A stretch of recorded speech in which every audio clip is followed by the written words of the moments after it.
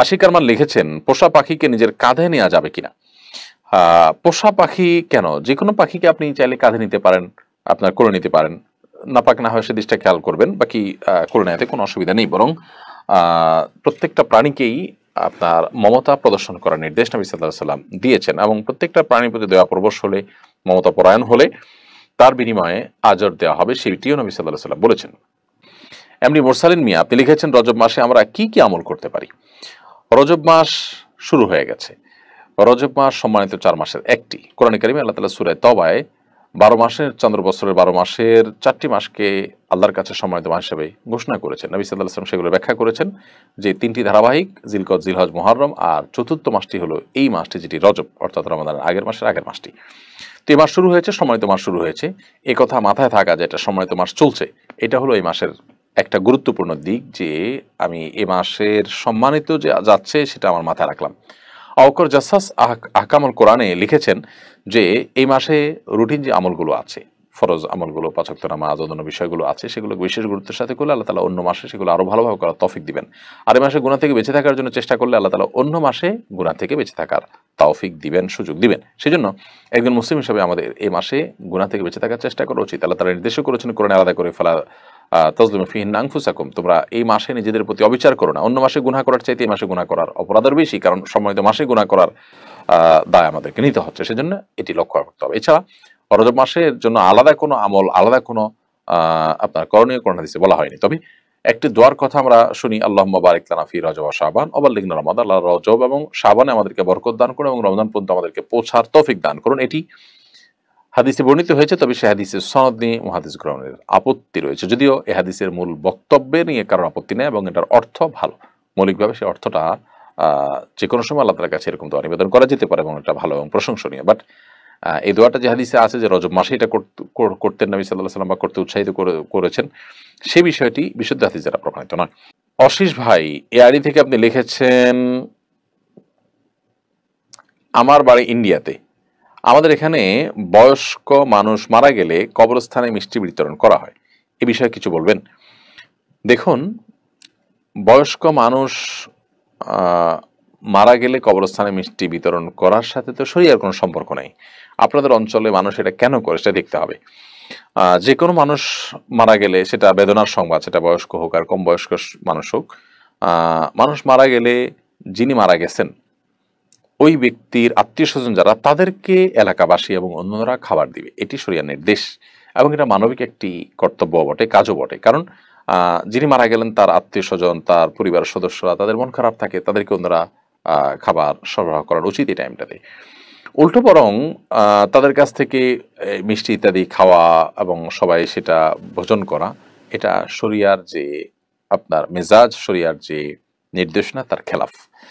মাহিন ইসলাম লিখেছেন, বৃহস্পতিবার কেউ মারা গেলে তার নাকি কবর আযাব হয় না, কতটুকু সত্য? এটা বৃহস্পতিবারে না, শুক্রবারে মৃত্যুবরণ করলে কবরের আযাব হয় না মর্মে, কবরের ফিতনা থেকে তিনি বেঁচে থাকতে পারেন মর্মে হাদিস রয়েছে।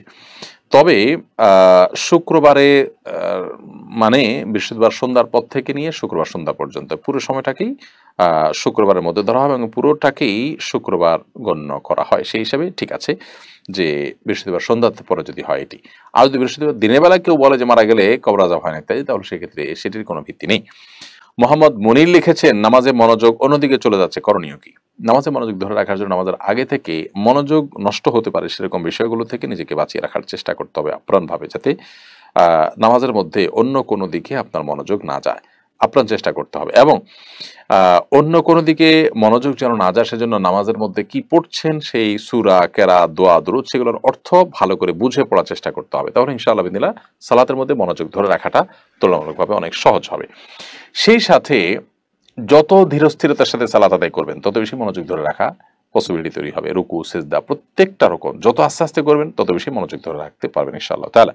সাইফুল ইসলাম আপনি লিখেছেন, আমি আলিয়া মাদ্রাসায় পড়ি, আমার সাথে মেয়েরাও পড়ে, তাদের মধ্যে কেউ পর্দা করে আবার কারোর মুখ খোলা থাকে, এ ধরনের মেয়েদের সাথে পড়া যাবে কিনা? ভাই সাইফুল ইসলাম, তাদের সাথে যদি আপনি পড়েন এবং তারা যদি চোখে পড়ার মতো হয়, অর্থাৎ প্রাপ্তবয়স্কের কাছাকাছি হয়, নিশ্চয়ই সেরকমই হওয়ার কথা, আপনার প্রশ্ন ধরন দিয়ে বুঝতে পারছি। তাছাড়া আপনি তার ছোট শিশু নন নিশ্চয়ই। অতএব আপনার সমপর্যায়ে বা আপনার সহপাঠী যে সমস্ত মেয়েরা, তাদের থেকে আপনার পর্দা আর বিধান, তাদের প্রতি পর্দার বিধান প্রযোজ্য এবং সেটি মেনটেন করা উচিত আপনার।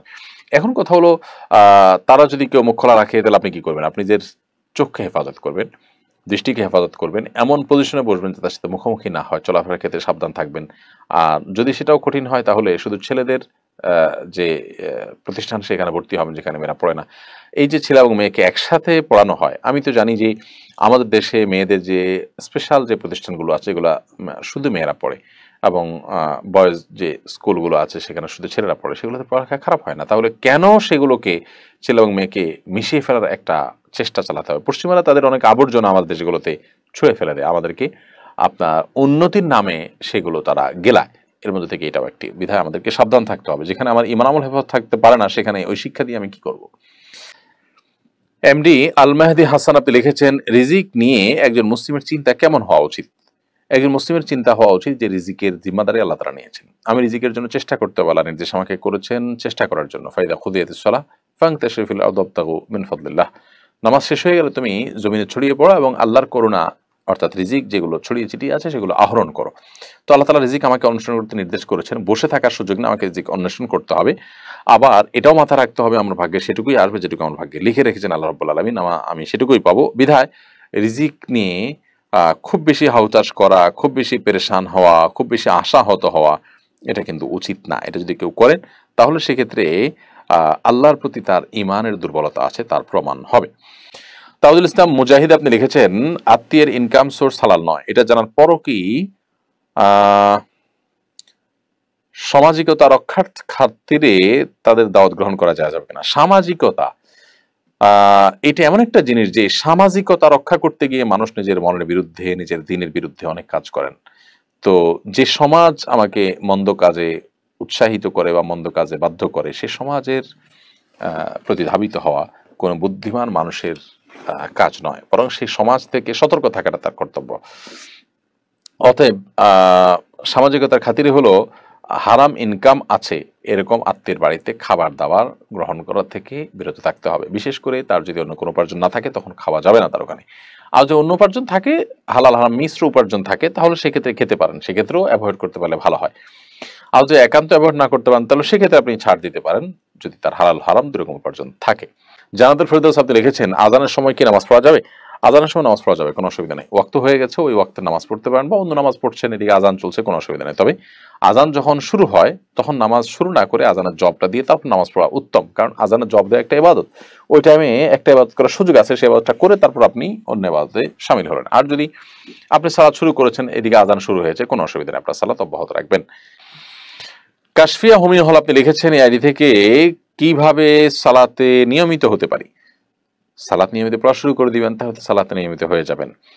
সালাতে নিয়মিত হতে পারছেন না, আপনার হয়তো শয়তানের প্ররোচনা দ্বারা আপনি প্ররোচিত হয়ে যাচ্ছেন এবং সালাতের প্রতি আগ্রহ ধরে রাখতে পারছেন না। তো এটার মোটিভেশনের জন্য প্রথমত খুব বেশি সালাতের পরে সিরিয়াস যে মানুষগুলো তাদের সাথে থাকার চেষ্টা করবেন, এবং তাদের সাথে তাদের সান্নিধ্য আপনাকে সালাতের প্রতি মনোযোগী হতে সাহায্য করবে ইনশাআল্লাহ। সেই সাথে সালাতের গুরুত্ব নিয়ে ভালো একাধিক বই পড়ে ফেলুন, যে বইগুলোতে সালাতের গুরুত্ব তুলে ধরা হয়েছে। সালাত নিয়ে আমাদের একাধিক বক্তব্য আছে, সালাতের গুরুত্ব এবং আবশ্যকীয়তা নিয়ে এরকম আরো বিভিন্ন বক্তব্য আছে, সেটা আগাগোড়া একটু শুনে ফেলতে পারেন ইনশাআল্লাহ। এটা আপনার জন্য মোটিভেশনের কাজ দিবে আশা করছি।